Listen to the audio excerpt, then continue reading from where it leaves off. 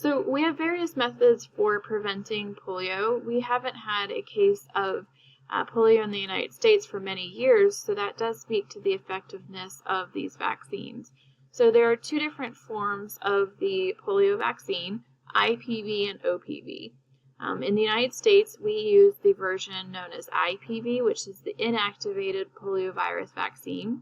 So essentially, you get injected with a inactive or dead version of the virus, but that is going to activate your immune responses to produce a memory response in case you would ever get infected with the real virus. In some other countries, especially underdeveloped countries, they do use an oral version of the vaccine called OPV. Unfortunately, with OPV, because it is made with a attenuated or weakened but still living version of the virus, there are some risks where the virus can actually revert back into an active strain and cause polio.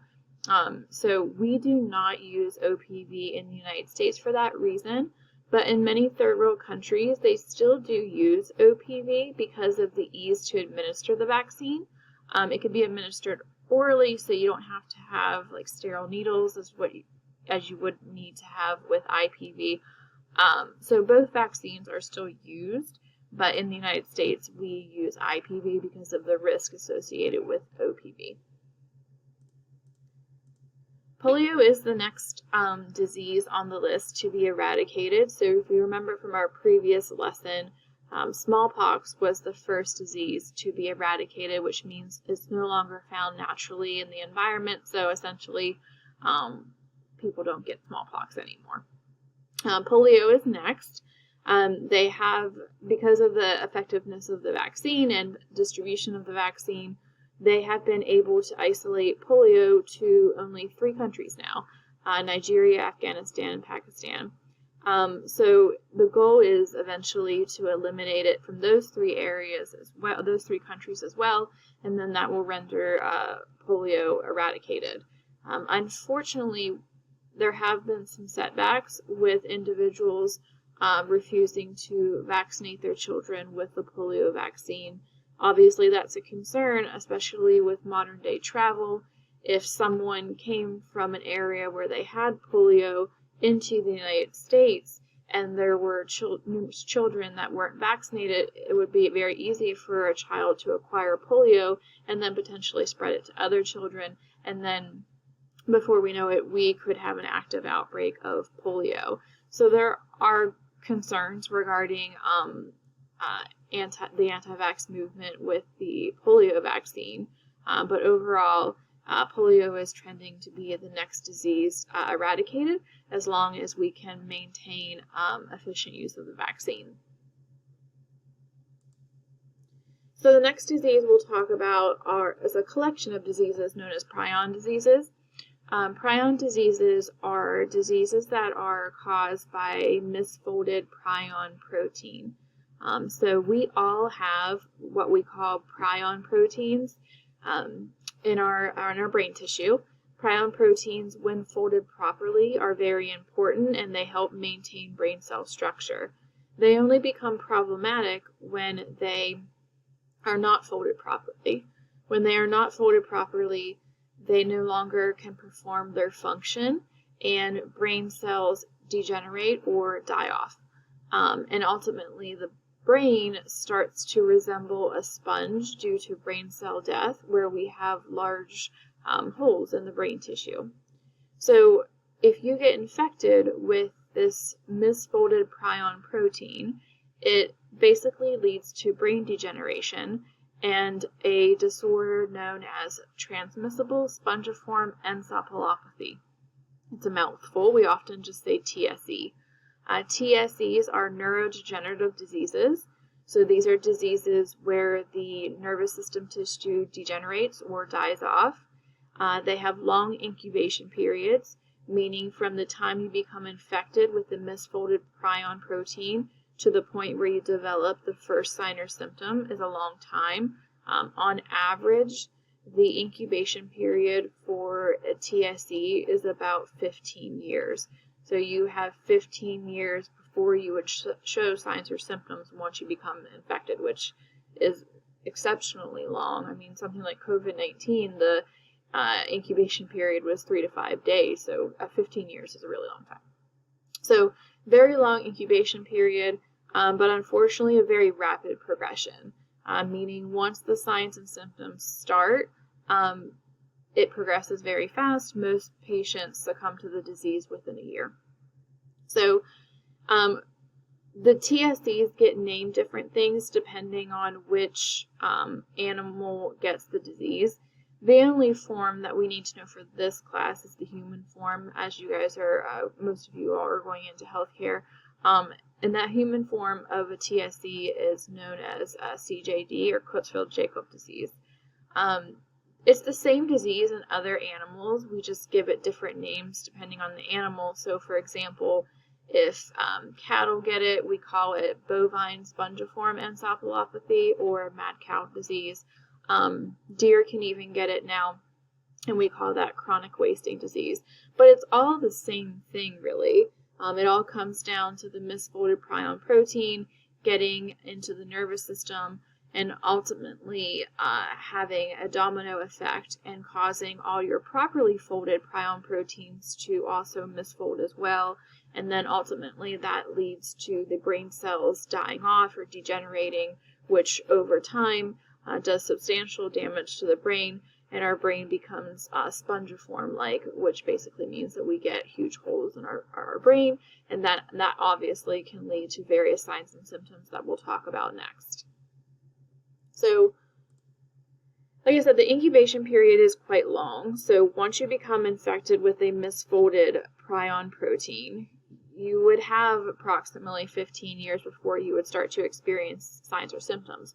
What's happening during that 15-year period are the normally folded prion proteins in your brain are all starting to misfold. And ultimately, this leads to brain cell death over time. But we have a lot of brain cells, so you're steadily losing them.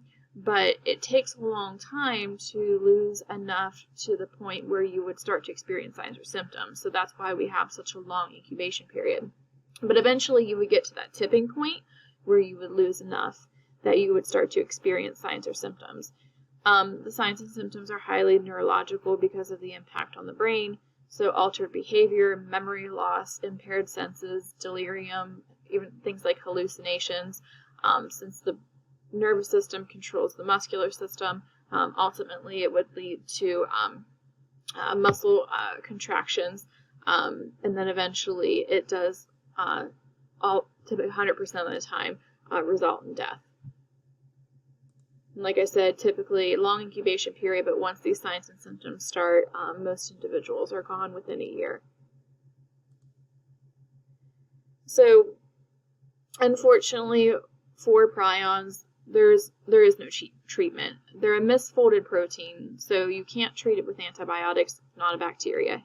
You can't treat it with antivirals. It's not a virus. Really, the only way to get rid of a misfolded protein is to incinerate it. And obviously, we can't incinerate our brain tissue and still survive. So there is no treatment, and unfortunately, this disease is 100% fatal. So since there's no way to treat it, and it has a 100% mortality rate, what we really need to focus on is prevention. Unfortunately, there's not a vaccine. So what we need to focus on is how do we prevent getting it, because the only way you can really prevent it is by preventing it from being transmitted to you. So one of the most common routes of transmission is through ingestion of contaminated meat, specifically nervous system tissue. So if an animal has this disease, so if a cow has mad cow disease, the misfolded prion proteins are going to be in the nervous system tissue. And if you ingest that meat, then the misfolded prion proteins would get into your blood and then ultimately into your nervous system, where they would start to cause brain degeneration over time. I understand that, the nervous system tissue, brain, spinal cord, that's not the common portions of an animal such as a cow that we would eat. but unfortunately during processing, if cerebrospinal fluid would get on portions of the animal that we typically do eat, you could still get infected that way. And these prions are resistant to high temperatures, so even if the meat was thoroughly cooked, it wouldn't stop the misfolded prion proteins from leading to something like CJD. Fortunately, there are rigorous policies and testing procedures for meat that is sold in grocery stores. For individuals that sell meat, there are certain things that they have to go through in order to be able to sell that meat. So it's just a matter of trusting who you're buying meat from and making sure that they know the proper processing and they have followed the proper policies. But ingestion of contaminated meat is the most common route of transmission. It used to be, it still could be, but it used to be passed through contaminated surgical instruments, but fortunately we've kind of learned our lesson with that. So when TSCs kind of first came about and they were studying them, if someone would pass away from CJD, they would do an autopsy and study the brain. So those surgical instruments that they would use for the autopsy, after they were done, those surgical instruments would need to be autoclaved to be sterilized and then used on the next patient, possibly for a surgery. So it was their belief at the time that if they put them in an autoclave cycle at 121 degrees Celsius for 15 minutes, that would get rid of the misfolded prion proteins, because that typically got rid of everything like bacteria, viruses, even endospores. So that's what they did, and then they would use those instruments for a surgery. And then what they observed 15 years later is that all these patients were coming in with CJD, and they ultimately linked it to contaminated surgical instruments. Now, they've learned their lesson with that. They know now if you are working with any type of TSE, any instruments that have to be sterilized for double the time at double the temperature and typically soaked in bleach as well. So there's a much more extensive process for properly sterilizing those surgical instruments. So we really don't see contamination or transmission through contaminated surgical instruments as much nowadays because, again, we've learned from our mistakes. So still the most common route of transmission is through ingestion of contaminated meat. In very rare instances, this can be a genetic disease as a result of acquiring a genetic mutation. So in some individuals, this isn't even an infectious disease. Their prion proteins have a genetic mutation which causes them to become misfolded, and then over time they eventually lose enough of the brain cells as a result of brain degeneration where they develop the characteristic signs and symptoms, and then ultimately they would succumb to the disease. So in very rare instances, this is actually a genetic disorder and not an infectious disease.